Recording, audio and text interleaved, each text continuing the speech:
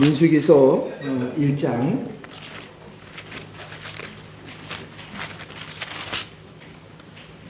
47절에서부터 2장 2절까지 우리 교독하겠습니다. 47절 제가 먼저 읽겠습니다. 그러나 레위인은 그들의 조상의 지파대로 그 계수에 들지 아니하였으니 너는 레위 지파만은 계수하지 말며 그들을 이스라엘 자손 계수 중에 넣지 말고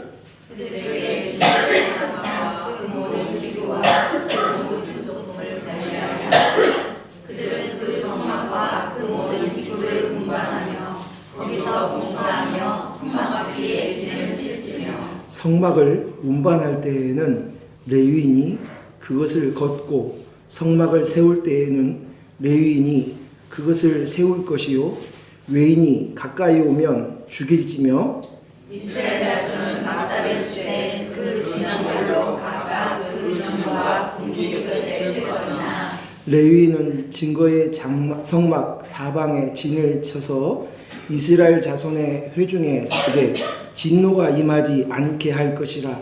레위인은 증거의 성막에 대한 책임을 지킬지니라 하셨음이니라. 이스라엘 자손이 그들을 행하되 여호와께서 모세에게 명령하신 대로 하였노라.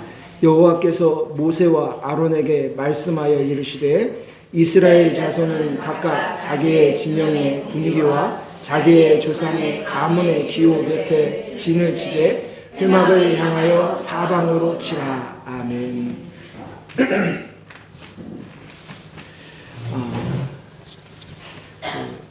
제가 봤던 영화 중에서 재밌게 봤던 영화가 중 하나가 관상이라는 영화였습니다. 그 세조 시절에 조선시대 세조 때 그 격병기에 있었던 사건이죠. 근데 주인공은 조선에서 가장 유명한 관상가 그 송강호 씨가 주인으로 나왔었던 작품이었습니다.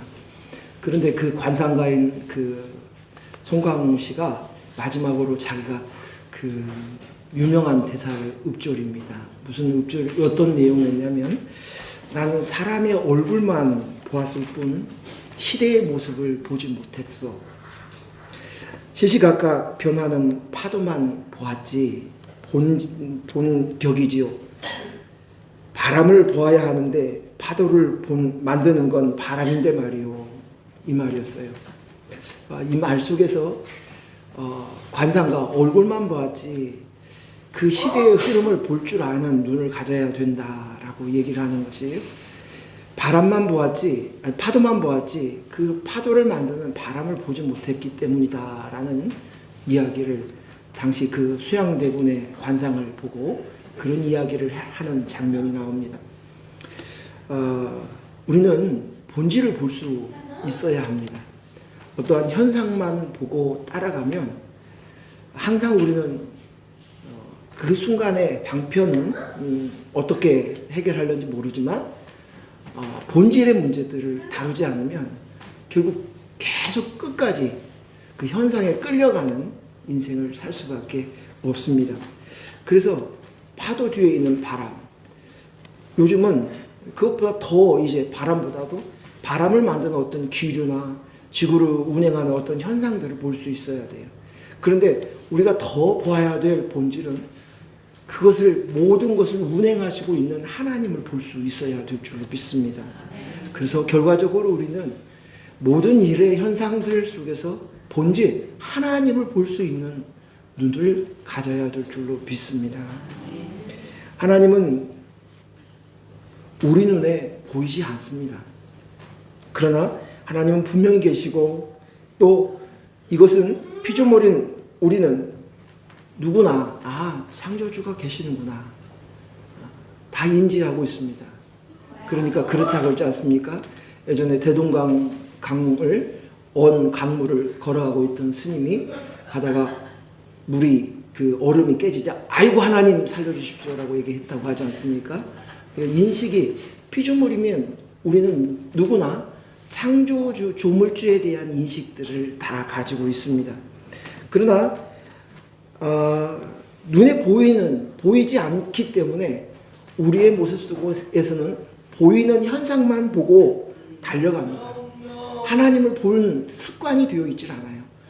보는 생각에 그 사고체계가 없습니다. 그래서 그 현상만 바라보고 달려갑니다. 현상은 성경에서 그림자라고 얘기하고 있습니다. 그림자를 보며 그림자를 붙들면서 그림자를 바꾸려고 한다면 그것은 어리석은 사람입니다. 그림자는 그림자의 모양을 바꿀 수 없습니다. 그림자로는 그림자의 모양을 바꿀 수 없습니다. 그림자의 실체를 바뀌어줘야 그림자의 모양이 바뀌어질 수 있다는 것입니다. 그림자는 그냥 실상 본체가 있음을 가르쳐주는 역할을 할 뿐입니다. 아, 실상이 있구나. 아, 진짜가 있구나. 그것입니다. 전 자녀들을 보면서 깨닫는 바가 요즘은 많습니다. 자녀의 모습들을 보면서 전에는 자녀들의 모습들을 보면 제 마음속에 무슨 마음이 먼저 올라왔냐면 아, 저걸 고쳐야 되는데 저걸 바꿔야 되는데 저렇게 살면 안 되는데 저 습관을 바꿔야 될 텐데 제 생각을 좀 수정시켜 주어야 할 텐데 하는 생각들. 그래서 자꾸만 만나면 아이들한테 야단을 치기도 하고 꾸중하기도 하고 혼을 내기도 합니다. 그렇게 자녀들을 바라보았는데 근데 어느 순간 제가 이제 변화된 복음으로 깨닫게 되어지고 난 이후에 그 자세가 좀 바뀌어진 것 같아요. 바라보는 관점이. 자녀를 겉으로 잔소리를 하고 혼을 내고 그러면 그 순간 아이가 교정을 하는 모습들을 볼 수 있습니다. 하지만 정확한 것은 그 아이의 마음까지 바뀌어지지는 않습니다. 그 속사람까지 바뀌어지지 못합니다. 오히려 자녀는 내 모습을 보여주는 거울과 같습니다. 자녀의 모습들을 보면 아, 어쩌면 그렇게 나하고 똑같지? 아, 내 속에 있는 것이 그래, 저것이 내 속에 있었지. 내 마음이 그랬었지. 아, 내 행동 거지를 저렇게 아이가 닮았구나.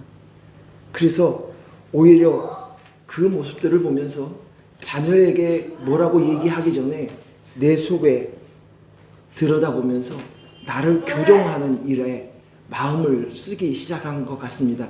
그게 언제부터인지 정확한지는 모르지만 그런 걸로 인해서 생각이 많아지는 것 같습니다. 오늘 아침에도 제가 아침에 일어났는데 영 컨디션이 안 좋은 거예요. 정신이 안 들어서 그래서 그냥 또 다시 침대에 누워 있었습니다. 근데 아침에 이제 교회를 가야 될 시간이 오는데 우리 지호가 아주 그냥 난리를 친 거예요. 그냥 고함을 지르고 어떻게 이렇게 성질이 나쁜지.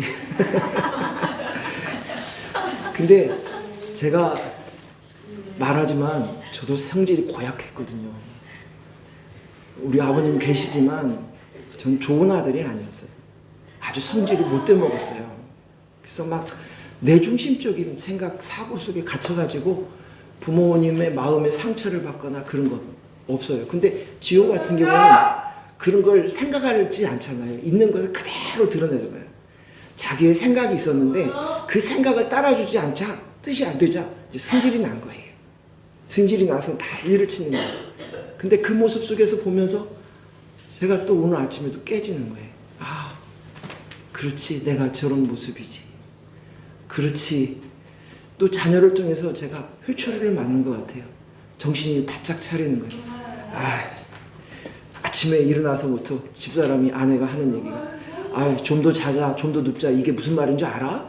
그 얘기를 하는 거예요. 내가 그러고 있었거든요. 근데 그 얘기를 갖다가 쿡 찌르는 거예요. 그래요, 맞아요. 그래서 자녀는 거울이에요. 거울이. 자녀에게는 그래서 기본적인 거 꼭 해줘야 될 말을 해주고 그 나머지 것은 내 자신을 보는 일에 우리가 힘써야 된다고 생각합니다. 나에게 집중해야 된다는 거예요. 자녀에게 집중해야 하는 것이 아니라 나의 본질에 대해서 집중해야 된다는 것입니다. 이것이 바로 훈련인 것 같아요. 훈련인 것 같아요. 우리가 마땅히 해야 될 훈련인 것 같아요. 만약에 우리의 겉에 보여지는 모습들, 내 모습에 이런 습관을 좀 바꾸세요. 언어의 습관 이걸 바꾸세요. 그 잠깐 겉에 보여지는 모습들이 바뀌어지는 것이 전부라면 이 땅 안에는 온전한 사람들로 가득 찰 거예요. 성인군자들, 고상한 여러분들이 꿈꾸는 멋진 그런 목사의 모습들이 있을 거예요. 근데 알지만 제가 형편없잖아요. 그잖아요. 그러니까 이 모습들이 우리는 그렇게 될 것을 기대하고 계속 이야기하고 교정하지만 그것은 본질이 아니라는 거예요. 그것은 그림자라는 사실을 우리가 인지해야 합니다. 내 본질은 무엇일까요? 내 속에 있는 본질은 무엇일까요? 나의 정체성, 나의 존재는 무엇일까요? 성경에서는 분명하게 이야기합니다. 그것은 바로 영이라고. 영이라고. 영 안에 우리의 혼이 있고 그 육이 있는 거예요. 그래서 그 영에 하나님의 영, 성령, 이것이 바로 우리의 본질이에요. 그래서 밖에 있는 지정이가 바뀌어진다고 해서 바뀌어지는 것이 아니에요. 우리가 바뀔 수 있는 것은 우리의 본질 안에 있는 예수 그리스도의 영으로 다 된 것들을 인지하면 되어져 가는 거예요. 그리고 하나씩 하나씩 그 본질로 인해서 나와지는 것이 내가 아버지의 아들이구나. 비록 아버지의 사랑에 대해서 인지가 잘 안 되어 있다 할지라도 아들이라는 것을 내가 가지고 있다면 점점 시간이 가면서 아들다워져 가는 것이, 우리는 인생을 사는 자가 아니라 영생을 사는 자입니다. 내 안에 그리스도의 영이 있고 난 이후부터 이제는 우리의 영생의 삶이 시작이 되었습니다. 하지만 우리는 자꾸만 영생의 삶보다는 인생의 삶을 향해서 달려가려고 하는 모습들이 우리 속에 있습니다. 이것은 내가 안 해야 돼 하고 결단한다고 해서 되어지는 게 아니라 조금만 느슨해지면 좀 더 자자, 좀 더 눕자로 가는 거예요. 그냥 습관적으로 인본으로 생각하는 생각, 사고, 체계, 가치관이 그대로 있기 때문에 그렇게 달려갈 수밖에 없는 거예요. 그래서 늘 인생을 걱정합니다. 우리는 영생을 살 수 있는 그 훈련들이 너무나도 부족한 우리의 모습인 것을 알아야 합니다. 영의 성령의 계심으로 생명이 있는 자가 되었다. 내가 존재가 되었다. 이 사실을 인식하면 내가 나야 하던 인생에서 영생의 삶, 그리스도의 영이 나의 머리입니다. 내 신랑입니다. 난 그리스도의 영으로 나입니다.로 우리는 갈 수 있을 줄로 믿습니다. 우리는 율법으로 우리를 바꾸어지고 변화시킬 수 있는 존재가 아니에요. 이거 정확하게 알아야 돼요. 그래서 고린도후서 3장 4절 6절 말씀에 분명하게 이야기하고 있습니다. 같이 읽습니다. 우리가 그리스도로 말미암아 하나님을 향하여 이 같은 확신이 있으니 우리가 무슨 일이든지 우리에게서 난 것 같이 스스로 만족할 것이 아니니 우리의 만족은 오직 하나님으로부터 나느니라. 그가 또한 우리를 새 언약의 일꾼이 되기에 만족하게 하셨으니 율법의 조문으로 하지 아니하고 오직 영으로 함이니 율법의 주문은 죽이는 것이요 영은 살리는 것이니라. 아멘. 우리는 율법으로 가려고 합니다. 그건 뭐예요? 율법은 행동을 고치라는 거예요. 행위를 고치라고 이야기합니다. 근데 율법은 우리를 죽이는 것이래요. 고쳐서 좋은 사람이 되려고 달려가라고 얘기합니다. 이런 생각의 배경에는 내 삶을 고쳐서 내 인생의 부족함을 채우면 난 온전한 사람이 될 수 있어. 내가 바라는 이상적인 그 모습으로 바뀌어줄 수 있어. 라는 생각이 있는 거예요. 하나님의 마음에 합당한 사람이 될 수 있다는 이러한 사단의 거짓말이 내 속에 있는 거예요. 그래서 자꾸만 율법을 보면 내가 행동으로 옮기려고 달려간다는 것이, 한여름날에 불빛에게 향하여 달려가는 그 모기떼처럼 우리가 그곳으로만 달려가는 우리의 모습입니다. 그런데 오늘 성경에 뭐라고 했어요? 율법으로는 온전하게 할 수 없다. 율법으로는 너희가 온전한 존재가 될 수 없어 라고 얘기합니다. 율법은 무엇입니까? 성경에서 분명하게 이야기합니다. 율법은 율법을 통해서 우리가 지킬 수 있는 자가 아닌 것을 깨닫게 해준다는 거예요. 이 땅 안에서 율법으로 온전한 자가 어디 있겠습니까? 없습니다. 그리고 또한 율법을 우리에게 준 것은 그 율법을 통해서 너 자신이 죄인인 것을 깨닫게 해주기 위함이라고 성경에서 이야기합니다. 그래서 로마서 3장 20절 우리 같이 천천히 읽겠습니다. 그러므로 율법의 행위로 그의 앞에 의롭다함을 얻는 육체가 없나니 율법으로는 죄를 깨달음이니라. 그 앞에 의롭다함 하는 율법 앞에서 율법의 행위로 의롭다 하는 사람은 없다는 거예요. 그리고 뭐예요? 율법은 죄를 깨닫게 한다고 해요. 아, 죄인이구나. 내가 죄인이구나. 이게 굉장히 중요하거든요. 죄인이라는 인식이 있어야 나에게 구주가 필요합니다. 나를 살려주십시오 라는 인식이 들어오는 거예요. 이것이 굉장히 중요한 핵심이거든요. 근데 우리는 스스로 생각해. 난 괜찮은 자야. 나 이만하면 괜찮지. 어디를 보면서 얘기해요? 좌우 뒤를 보면서 그래요. TV 나오는 뉴스 속에서 나쁜 사람이라고 생각하는 그 사람들을 보면 나는 괜찮은 사람이야. 착각 속에 있는 거예요. 근데 율법을 통해서 우리가 보여주시는 거예요. 넌 죄인이야. 겉으로 말하지 않는다고 해서 이미 눈으로 죄 지었잖아. 생각으로 마음으로 죄 지었잖아. 말씀하시는 거예요. 로마서 3장 23절 24절 같이 읽습니다. 모든 사람이 죄를 범하였으니 하나님의 영광에 이르지 못하더니 그리스도 예수 안에 있는 속량으로 말미암아 하나님의 은혜로 값없이 의롭다 하심을 얻은 자가 되었느니라. 아멘.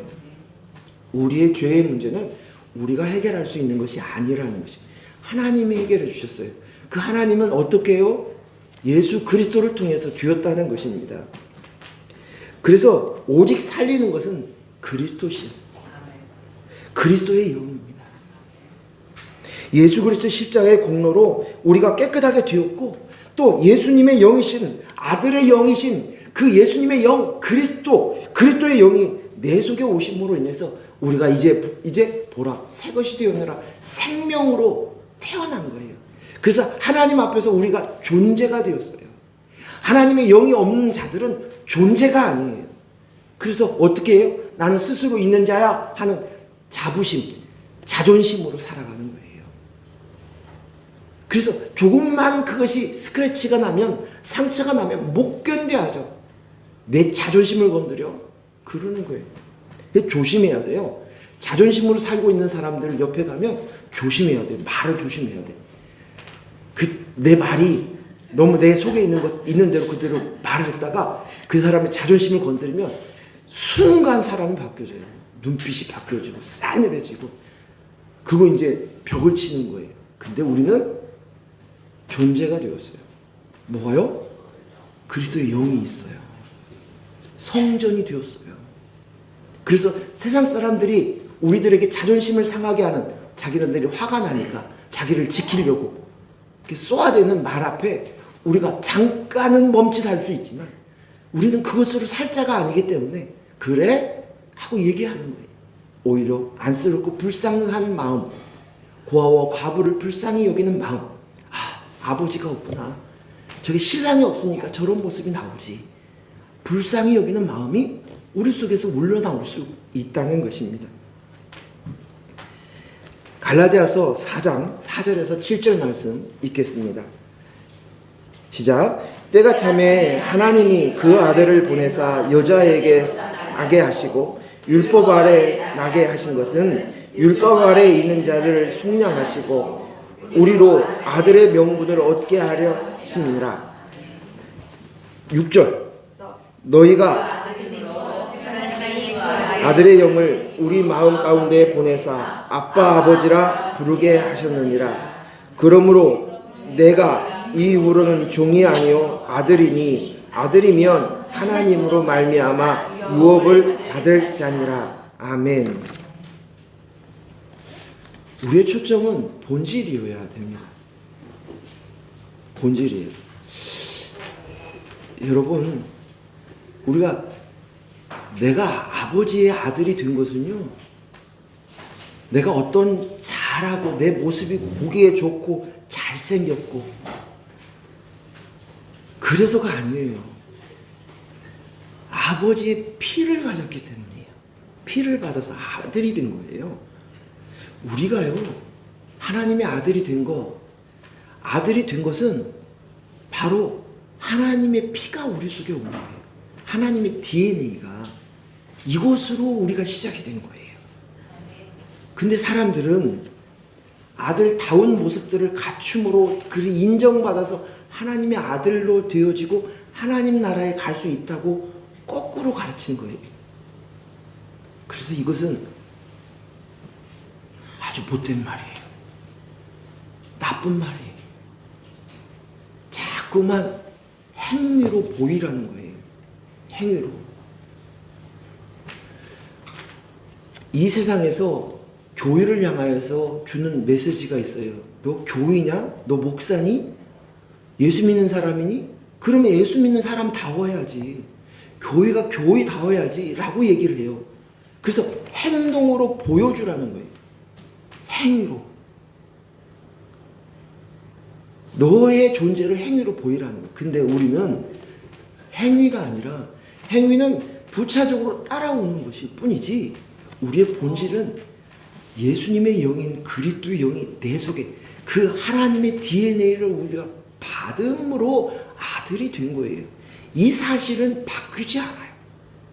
이 사실은 바뀌지 않아요. 그러니 은혜예요. 이것이 은혜. 나와 상관없이 내가 아버지의 아들이 된 거예요. 이것이 본질이라는 거예요. 그리고 우리는 이 본질에 초점을 맞추어지고, 우리가 하나님을 아빠 아버지라 부를 때 내가 왜 어떻게 하나님의 아들이 되었지? 하나님이 어떻게 아빠가 되었지? 라는 것을 인식하고 보는 거예요. 그래서 하나님의 아빠 아버지가 되었지. 그리고 분명하게 얘기합니다. 아들에게는 하나님 나라를 유업으로 이을 자다, 상속자다라고 말씀하시고 있는 거예요. 오늘 우리는 이 땅 안에 육신 가운데 있는 가운데 있지만 마땅히 하나님 나라를 우리가 살고 있어야 될 줄로 믿습니다. 그리고 그 인식이 점점 커지면 하나님 나라에서 주는 안식과 평안함을 우리가 이 땅 안에서 맛보며 살 수 있습니다. 우린 자녀 얘기를 조금 더 할게요. 우리 자녀들에게 우리는 끊임없이 나오는 것이, 내가 원하든 원하지 않든 그냥 저절로 자동으로 나오는 말이 있죠. 이것을 자녀들은 우리를 향해서 잔소리한다고 그래요. 근데 엄마 아빠에게 물어보면, 부모에게 얘기하면 권면을 한다, 충고를 한다, 조언을 한다, 이렇게 얘기할 겁니다. 자식을 위해서. 그러나 이 잔소리로는 자녀를 온전하게 만들지 못합니다. 잠깐 태도는 변화시킬 수 있을런지 모르지만 변화시키지는 못해요. 부모의 잔소리를 하는 이유가 무엇이에요? 그 잔소리는 온전한 사람이 되었으면 좋겠다, 사회에서 잘 적응하는 좋은 사회인이 되었으면 좋겠다, 인생을 사는데 도움이 되었으면 좋겠다 하는 생각에서 말을 합니다. 그런데 우리 아이들은 잔소리고 부모의 마음에서는 마음을 다한 충고였지만 그것이 아이들이 보았을 때는 잔소리인 거예요. 그러나 우리의 좋은 잔소리가 그림자인 눈에 보이는 것에 초점을 맞추어 말한다면, 겉에 보여지는 그 모습으로만 붙들고 말하고 충고한다면 아무것도 아니라는 거예요. 그래서 자녀에게 하는 이야기의 말 속에서도 초점은 뭐 해야 돼요? 자녀의 본질에 대해서 초점을 맞추어야 합니다. 그리고 분명히 알아야 될 것은, 이 이야기를 할 수 있는 사람은 부모인 우리 자신이 정확하게 본질과 실체를 알고 그것을 붙들고 살고 있는 사람만이 자녀의 본질을 볼 수 있고 본질에 대한 이야기를 할 수 있습니다. 그렇지 않으면 계속 그림자를 붙들고 겉에 보여지는 겉껍질만 붙들고 계속 끊임없이 반복된 잔소리만 하는 거예요. 부모에게 잔소리할 때 부모의 진심과 진정성을 의심하는 것이 아닙니다. 맞지요? 자녀를 사랑하니까요. 자녀가 정말 잘 되었으면 좋겠으니까요. 그 마음이 있어요. 그 마음의 간절함 때문에 절로 이 마음의 표현이 된 것입니다. 그런데 아이들은 그것을 잔소리로 여기는 거예요. 왜 자녀들이 그것을 잔소리로 여기는 줄 아세요? 제가 분석을 해보니 3가지 이유가 있어요. 3가지 이유. 첫째, 자녀가 생각할 때 그것은 중요한 것으로 느끼지 않아요. 2번째, 자녀들이 생각했을 때 그것은 현실성이 떨어진 말이에요. 자녀가 생각할 때. 3번째, 자기가 하고자 하는 것이 더 중요하고 크게 느껴지기 때문에 자기가 하고자 하는 것이. 그래서 자녀들의 입장에서는 그 말이 그 마음에 그 나를 위해서 하는 소리인지 철이 들어가면서 알기는 알지만 그를 한 귓등으로 듣는 거예요. 그러니 잔소리가 되어버리는 것이죠. 그리고 자녀들이 우리를 향해서 어른들을 향해서 부모를 향해서 라떼 시대라고 얘기합니다. 라떼는 하면서 얘기하는 그것이 이제 하나의 단어가 되어버렸어요. 라떼는 커피숍에서나 먹어야죠. 근데 우리는 매일 라떼를 먹으면서 살아요. 많은 인생을 내가 산 그 경험, 부모로서 겪었던 내가 살아왔던 그 산 경험을 또 내가 알고 있는 이 지식들을 자녀에게 꼭 전달해주고 싶어요. 그래서 조언을 하지만 자녀들은 그것을 잔소리로 여겨진다는 것이에요. 아직 모르니까 인생을 많이 살아보지 못해서 철없어서 그러는 거야 하면서 계속 잔소리를 합니다. 끊을 수가 없어요. 이 끊는 것이 정말 돌을 닦아야 돼요. 절로 나오는 거죠. 그런데 받는 자녀가 받지 않겠다고 싫다고 말을 합니다. 그 순간 어떻게 되어져요? 부모는 을이 되고 자녀가 갑이 되는 거예요. 우리가 본질에 대한 초점을 맞추는 순간 우리는 자식 바라기 또 을의 자리에서 내려올 수 있습니다. 자, 여러분, 그러면 본질이 뭡니까? 자녀를 보면서 우리가 봐야 될 본질이 뭡니까? 정직하게 우리 자신을 봐야 돼. 정직하게 나를 한번 들여다보십시오. 첫째는 2가지를 얘기할 건데, 첫째는 내가 자식이 잘 되기를 바라고 자식에게 연연해 하면서 내 인생에서 가장 중요한 사람이 자식이라고 생각하고 늘 염려하고 근심하고 자식을 원하지도 좋아하지도 않는데도 자식의 눈치를 보면서 뭘 해줄까? 뭘 해야 할까?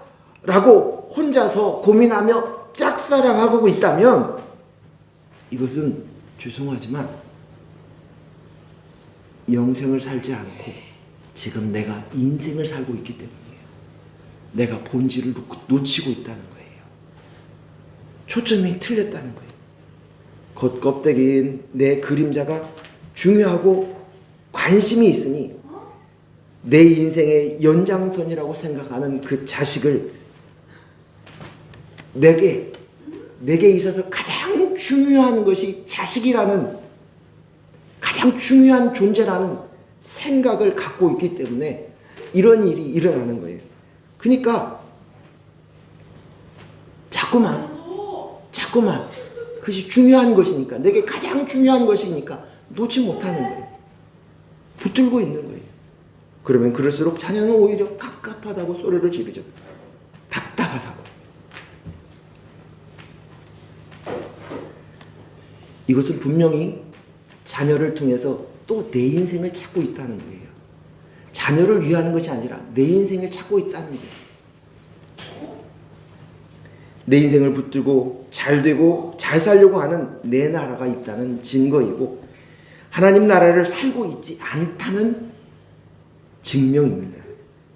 하나님 나라를 살고 있다면 내 인생 내 나라는 덜 중요하거나 없습니다. 분명하게 내 인생 내 나라는 하나님 앞에서 다시 십자가에 죽었고 난 그리스도의 영이 납니다 라고 고백할 수 있는 것이 영생의 삶입니다. 그러면 자녀에게 관심을 끊으라는 말입니까? 라고 질문할 수 있어요. 맞아요. 어떻게 부모가 자식의 관심을 끊겠어요? 근데 저는 얘기합니다. 이게 어떻게 들리는지 모르지만 이 진정한 제 진의를 잘 이해하시기 바랍니다. 네, 그렇습니다. 끊으십시오. 이 말은 내 진의는 뭐냐면 자식과 관계를 끊으라는 그 얘기가 아니라 거리를 두라는 거예요. 다르게 얘기하면 독립시키라는 것이에요. 자녀를 나한테 분리시키라는 거예요. 우리가 엄마의 뱃속에서 태어날 때 탯줄을 연장시켜서 나왔습니다. 그때 이 세상에 나오면 어떻게 돼요? 탯줄을 잘라내죠. 엄마로부터 분리를 시킵니다. 그쵸? 우리가 거듭 나왔습니다. 하나님 나라의 백성이 되었어요. 그러면 이제 그 탯줄을 잘라내야 돼요. 분리시켜야 되는 거예요. 독립시켜야 되는 거예요. 독립. 내 속에서 자녀를 보면서 자꾸만 내 목구멍에서 또다시 무엇인가 염려스러운 마음이나 생각이나 말이 튀어나올 때 우리는 봐야 돼요. 내가 왜 그러지? 왜 또 이것이 드러나지? 내가 아직도 내 나라에 살고 있구나. 그 아이를 내가 독립시키지 않았기 때문에 또다시 내 속에 인본으로 나오는 생각이구나를 캐치해야 합니다. 내가 답답해하고 염려하는 이유가 내 속에 있다면 그 이유가 무엇일까? 오히려 나를 살피는 훈련을 해야 합니다. 자녀와 등지라는 얘기가 아닙니다. 영생을 사는 자는 자녀가 내 인생의 연장선이 아니라는 것을 알기에 끊어내고 독립시키고 나의 본질은 그리스도의 영입니다 라고 돌이키라는 것이에요. 그래서 아직도 내게서 그런 염려와 근심이 나올 때마다 바로바로 캐치해요. 냉정하게 얘기해서 내가 지금 인생을 살고 있구나. 그렇지. 왜 그렇지? 왜 이런 마음이 들어왔지? 나한테 집중하라는 거예요. 내가 그리스도의 영으로 아들이 되었는데 아들의 삶을 살지 못하고 있는 이유에 대해서 내 속에 있는 가지고 있는 쓴뿌리, 지정의에 붙들려 있는 그것들을 살펴볼 수 있는 훈련을 해야 된다는 것이에요. 이것이 부모가 본질을 붙들고 사는 것이에요. 두 번째는 구원과 양육은 모두 하나님의 권한이라는 것이에요. 하나님의 절대 주권이라는 것이에요. 내 자녀도요. 내 자녀가 구원받고 또 이 자녀를 자라게 하시는 그것은 모두 다 하나님의 절대 주권이라는 거예요. 내 영향력이 아니라는 사실이에요. 이것을 잊지 말아야 된다는 거예요. 우리의 목적은 영생입니다. 자녀가 아니에요. 하나님의 나라입니다. 그런데 구원은 하나님의 절대 주권이에요. 생명을 주실 수 있는 분은 하나님밖에 없어요. 부모가 하는 일이 아니에요. 우리가 구원시킬 수 있는 일이 아니라는 것입니다. 시편 3편 8절 말씀 같이 읽습니다. 구원은 여호와께 있사오니 주의 복을 주의 백성에게 내리소서 셀라. 구원이 누구에게 있다고요? 여호와께 있다. 시편 37편 39절 시작.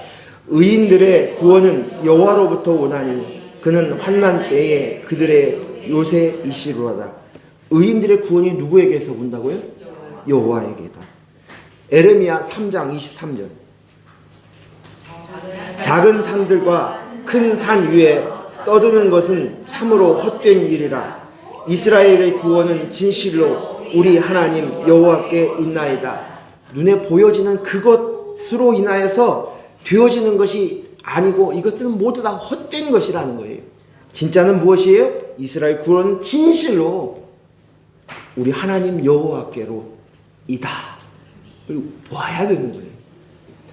이사야서 56장 6절, 51장 6절. 시작. 너희는 하늘로 눈을 들며 그 아래의 땅을 살피라. 하늘이 연기같이 사라지고 땅이 옷같이 헤어지며 거기서 사라지는 자들이 하루살이같이 죽으려니와 나의 구원은 영원히 있고 나의 공헌은 패하여지지 아니하리라. 아멘. 오직 이 땅에 있는 것들은 썩어지고 없어지고 사라질 것이라는 거지. 그러나 우리의 구원은 누가? 하나님이. 나의 구원, 그분이 우리를 구원하시고 우리를 영생의 삶으로 인도하십니다. 요한복음 15장 16절 같이 읽습니다. 시작. 너희가 나를 택한 것이 아니요 내가 너희를 택하여 세웠나니 이는 너희로 가서 열매를 맺게 하고 또 너희 열매가 항상 있게 하여 내 이름으로 아버지께 무엇을 구하든지 다 받게 하려 함이라. 아멘. 아멘. 내 자녀이고 내 DNA를 받은 내 새끼여도 구원은 하나님께 있습니다. 하나님께 있어요. 우리는 안 되는 것이 있는데 어떤 문제가 생기거나 어떤 사건이 생기거나 어떤 고민스러운 주제가 생겨나고 나면 우리의 모습이 자동적으로 바뀌어지는 것이 무엇이냐면 내 행동으로 먼저 달려간다는 거예요. 행동으로. 그 생각의 사고가 하나님이 아니라 나입니다. 그 내가 그 율법으로 달려가는 거예요. 응? 자녀를 대할 때도 마찬가지인 것 같아요. 자녀를 대할 때도 구원을 받게 하려면 내가 구원받았어. 나는 이 구원이 너무너무 좋은데 우리 자식들이 구원받았으면 좋겠어 하는 생각이 되어지면 당장 내가 저 자녀를 구원시키기 위해서 마음이 쏠려버리는 거예요. 내가 할 수 있는 것이 아닌데도 불구하고 내가 하나님 노릇하는 거예요. 내가 하나님 뒤에서 자식을 반드시 구원시키고 말 거야 라는 것입니다. 생명을 주고 생명을 양육하는 것은 사람이 할 수 없습니다. 피조물인 우리가 할 수 있는 것이 아닙니다. 단지 우리가 할 수 있는 것은 하나님의 주권을 알기에 하나님의 주권을 인정하고 사랑하는 자식도 구원되기를 바라는 마음으로 하나님께 올려드릴 거기까지입니다. 올려드리는 것 거기까지입니다. 그러나 그렇게 되지 않는다 할지라도 하나님 뜻이 그대로 이루어지기를 기도할 뿐입니다. 예전에 우리 노예 안에서 한 원로 목사님이 이제 은퇴를 하시고 원로 목사 추대를 하셨어요. 그래서 이제 그렇게 되어졌는데 자녀들이 여럿이 있는데 은퇴식을 하시는 그 시기에 자녀들이 안 왔다는 거예요. 깜짝 놀랐어요. 자식이. 그래서 나중에 그 교회 출신인 목회자한테 이야기를 들었어요. 근데 자녀들이 그 교회에서 자라나고 있었고 원로 목사가 되었으니까 20년 이상 그 교회를 심호를 하셨는데 그 가운데 있으면서 이제 그 상처를 받은 거예요. 목사 자식들이 말이야. 왜 그 모양이냐고. 무슨 일만 있으면 목사 자녀는 참아야지. 그리고 그곳에 있는 그 상처받는 그 순간이 있을 뿐만 아니라 부모한테도 똑같이 그렇게 대우를 받은 거예요. 그래서 자녀가 교회를 떠났어요. 그럼 교회와 상관없이 신앙과 상관없이 살아가요. 그 자녀 앞에서 아버지가 이제 70이 되어서 은퇴하시는 그것이 자식의 입장에서는 중요하게 여기지 않은 거예요. 그 이야기를 듣고 저는 그 당시에는 마음이 아팠습니다. 하지만 구원의 부분은 그 사람과 하나님과의 관계예요. 내 자식도 내 자식이라 할지라도 내 자식과 하나님과의 관계예요. 이것이 굉장히 마음 아픈 일이에요. 하지만 훈련하십시오. 분리하십시오. 내 자식을 하나님의 자식으로 돌려보내주십시오. 하나님의 피조물로. 그러지 않고는 우리는 또다시 인본의 구루터기에 들어가요. 왜 이야기를 하느냐? 우리가 가장 힘들어하는 일이, 한국의 부모들이 가장 힘들어하는 일이 뭐냐면 자식 때문에 하나님 앞에 서지 못하니까. 끝까지 자식을 붙들고 저기까지 죽어서까지 가려고 하니까, 붙들고 하니까. 여기서부터 우리가 나와야 될 줄로 믿습니다. 구원은 하나님의 주권이고 하나님의 생각과 계획이 있고 또 그것은 선한 것으로 하나님께서 인도하시는 것이, 하나님의 뜻대로 이루어지는 것이 선인 줄로 믿습니다. 그래서 우리가 가지고 있는 선악의 기준이 바뀌어져야 돼요.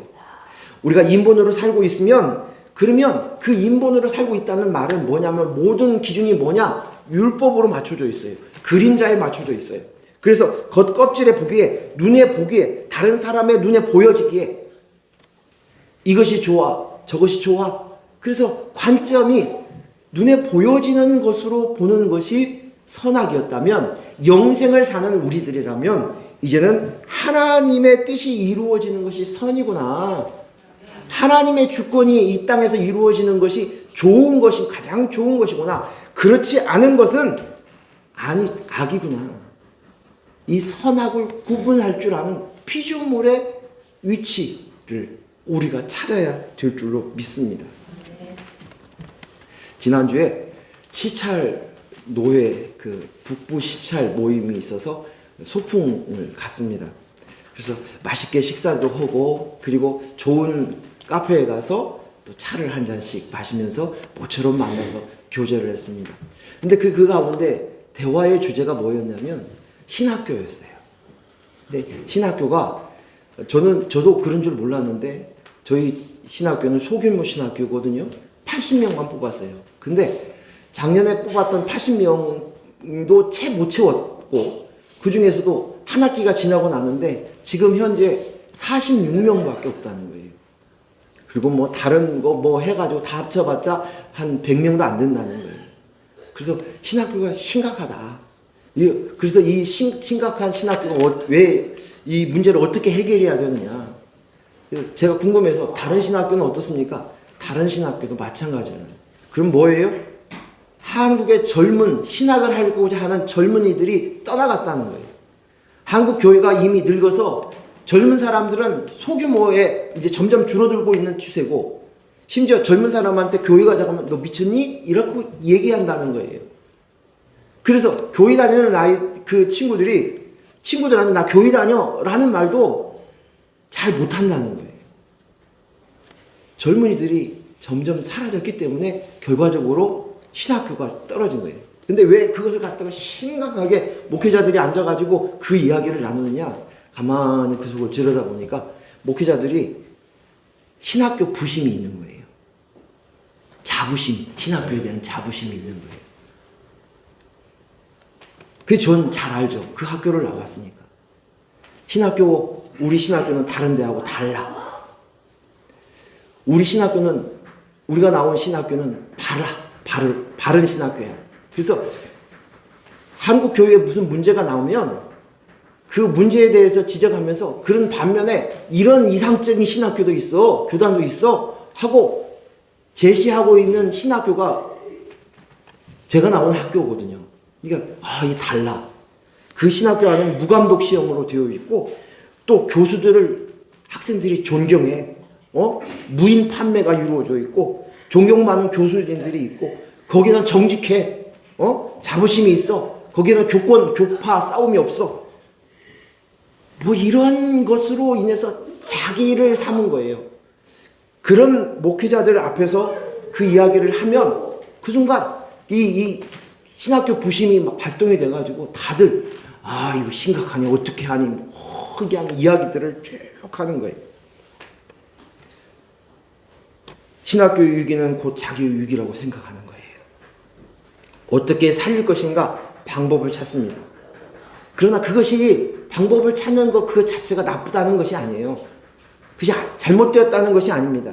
할 수 있으면 해야 되죠. 방법을 찾을 수 있으면 해야 되죠.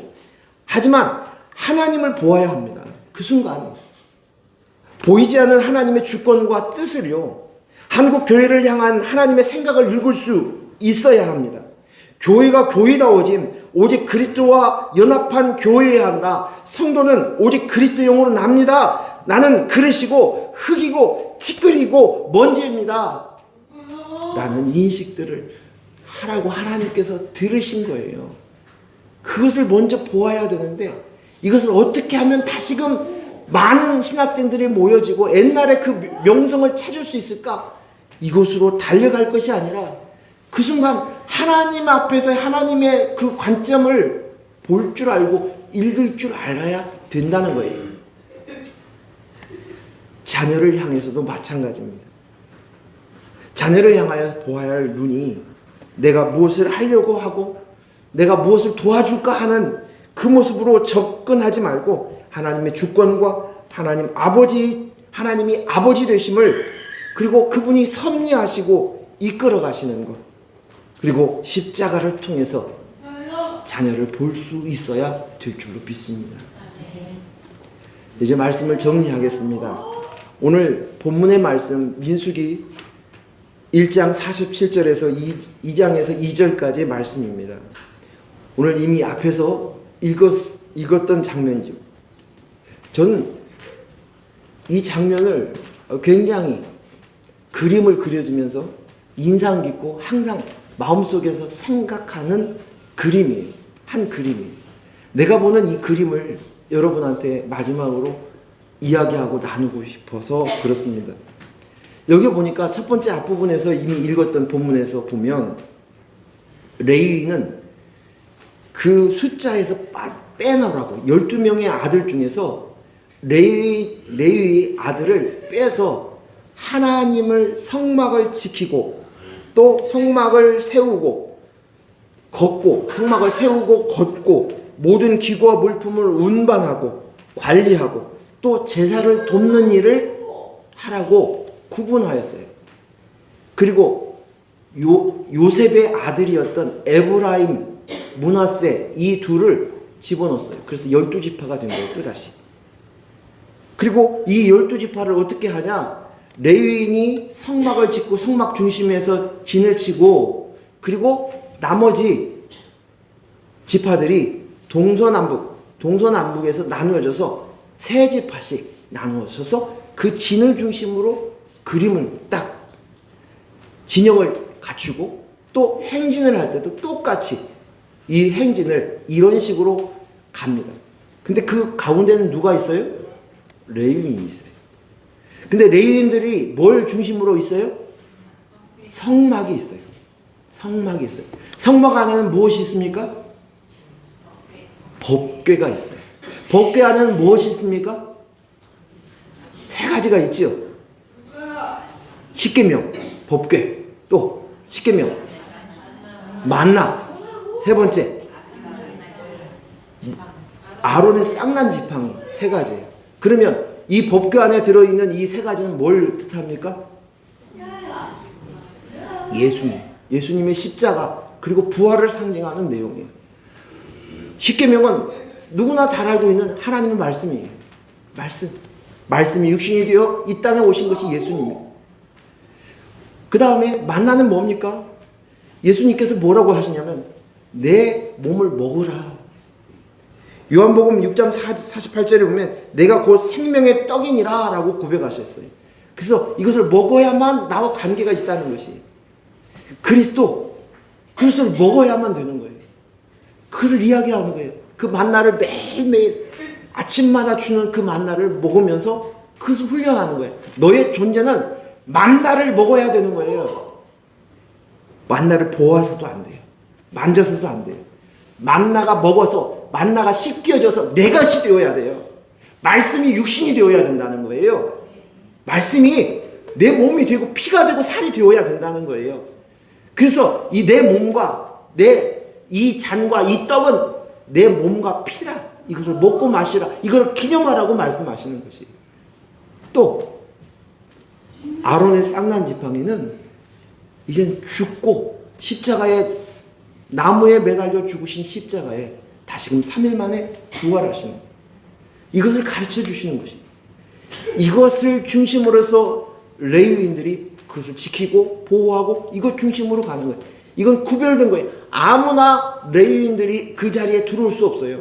오늘 51절에 뭐라고 써져 있어요? 51절에 보면 51절에 성막을 운반할 때 레위인이 그것을 걷고 성막을 세울 때는 레위인이 그것을 세울 것이요 외인이 가까이 오면 뭐 한다?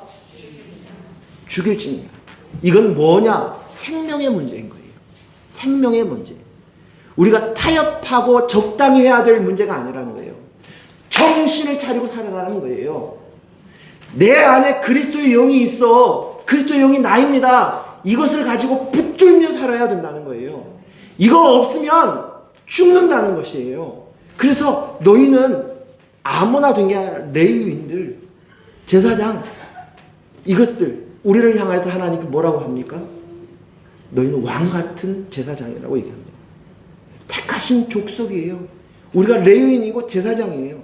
그래서 우리가 해야 될 것, 지켜야 될 것, 갖춰야 될 것, 중심이 되어야 될 것, 우리 안에 있는 이 법궤, 성막, 이것을 지키기 위해서는 외인들이 왔을 때 죽인다는 거예요.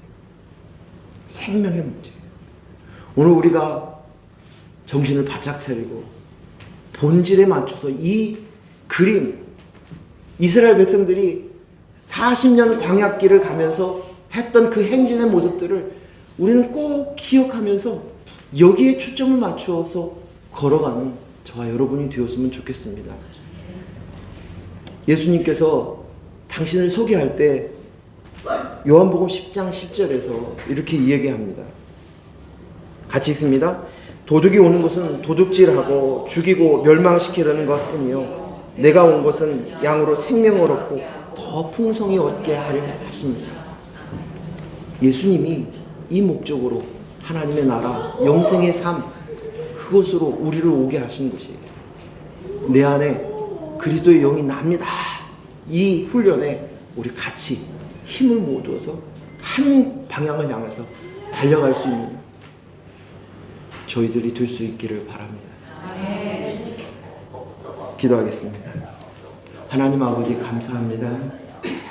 오늘 본질을 붙잡고 이 말씀을 보면서 이스라엘 백성들이 행진하는 모습들을 봅니다. 우리가 이 본질을 잃어버리는 것의 대표적인 것이 자녀입니다. 왜냐하면 자녀가 중요하다고 생각하기 때문입니다. 자녀가 곧 나라고 생각하기 때문입니다. 자녀가 내 인생이라고 생각되어집니다.